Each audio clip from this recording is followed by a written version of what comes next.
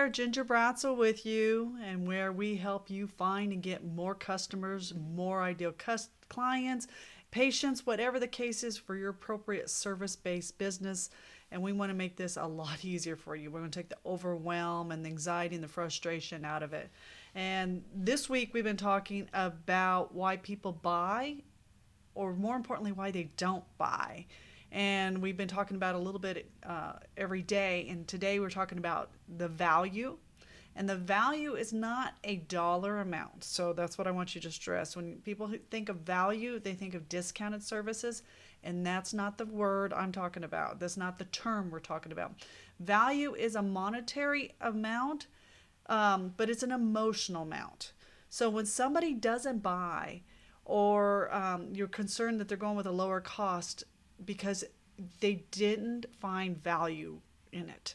So, for instance, you have a business, you present a proposal, you have an estimate, a treatment plan, whatever the appropriate term is for your business, and they choose not to do it. And if they're looking down the street to somebody who else is in your same industry, or even a competing industry for that matter, and we'll talk about that too, they're going to compare apples to apples if you don't set up the value proposition for them. So I've given the example of a tangible item like an Igloo cooler. If I go to 3 stores and they have the same model, I can directly compare. But value is an emotional thing, the value for them. So that is something it's impossible to put a dollar amount on and compare from one to another. If someone values it for themselves, it will stick with them. It will be there for them. It will resonate with them and making it happen. So as a service-based business, you've got to get out of that commodity business. You can't be just like everybody else. If you're running your business like the industry norm and you're not doing anything unique, you put yourself in a disadvantage, and you put yourself in the commodity. It's easy for them to go because it runs exactly the same. Now, I always get this response out of them, so no, you don't understand. We're better than the office down the road, even though they operate from the same perspective, from the customer's perspective. But they don't see that. They don't know that. They don't know what's going on behind. So how they try to overcome it, it's the wrong way. They try to tell them how great their business is, how great their equipment is, how great their owner is. Try to tell them the history. That has no value proposition for the customer. And that's the only value I want you to remember. What has value for the customer? So if you're a financial planner and they're looking at financial planners and you're doing everything exactly like another financial planner, then you will never stand out. If you are a dentist, you're in a complex, there's 3 other within 2 feet of you, you will never stand out unless you build a different type of value proposition for that ideal customer. So AC Tech, anything like that, all of these service-based businesses, you've got to stand out. So if everyone's doing the same thing, you've got to be different. And the way we stand out is how we connect with our prospect and make it happen.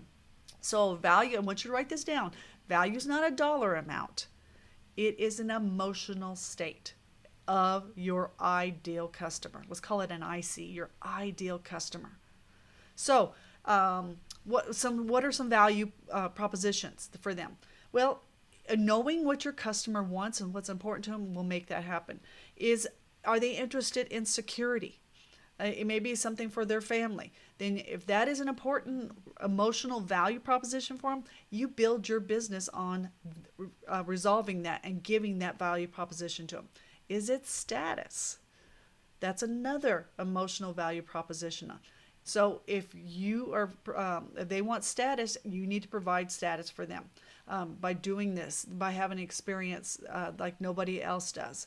When we go to a hotel, we all can sleep in the same bed, and it's got a bathroom, it's got some towels, but every one of them is so different because they provide a different level of status and proposition for the customer. So think about as you go through and you're setting up your systems. Is it confidence? So, from our dental example, so whereas we've worked almost exclusively with dentists in the past, We have a lot of experience with dental practices, but we work with all kinds of healthcare providers and service providers. So I give a lot of dental examples sometimes, and so I don't want you to turn that off. I want you to pay attention to it because you need to be looking at other industries. So dentistry, confidence, is it confidence in their smile? Is it confidence if you're have a service provider for repair? Confidence that if I was traveling, that my family would be taken care of. Confidence, the knowing that it's going to last a long time and I don't have to worry about that again. So I want something done right. That's very, very important to me. So the problem with the value proposition, we interject as the owner, the guy or gal doing it, we push our values on them and saying that's what's important.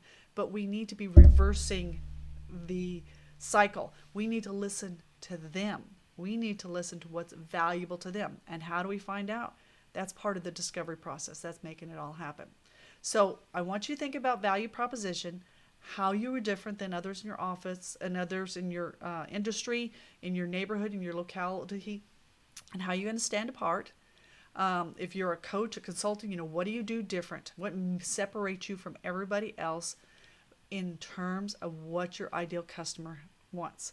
So here's the trick. Not everyone wants status, not everyone wants convenience, and not everyone wants safety or the bragging rights. You have to find out what's right for your ideal customer, and each one of you has a sweet spot.